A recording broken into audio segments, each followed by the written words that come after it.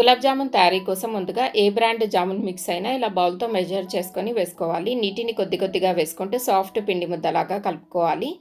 1 spoon నెయ్యి వేసుకొని మొత్తం అంతా కలిపి మూత పెట్టి పక్కన పెట్టుకోవాలి. షుగర్ సిరప్ కోసము 1 కప్పు జామున్ మిక్స్కి 2 కప్పుల వరకు పంచదార, 2 కప్పుల వరకు నీళ్లు వేసుకొని పంచదార కరిగిన తర్వాత ఒక 5 నిమిషాల పాటు మరిగించాలి.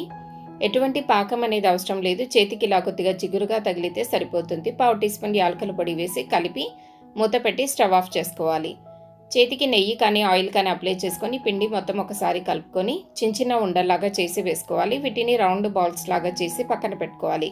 కడాయిలో ఆయిల్ వేడైన తర్వాత ఫ్లేమ్ని లోలో పెట్టుకొని జామున్స్ని వేసుకోవాలి. వీటిని లో ఫ్లేమ్లో గోల్డెన్ బ్రౌన్ కలర్ వచ్చేంత వరకు ఫ్రై చేసుకోవాలి. జామున్స్ని గోరువెచ్చగా ఉండేటటువంటి షుగర్ సిరప్లో వేసి కలుపుకోవాలి.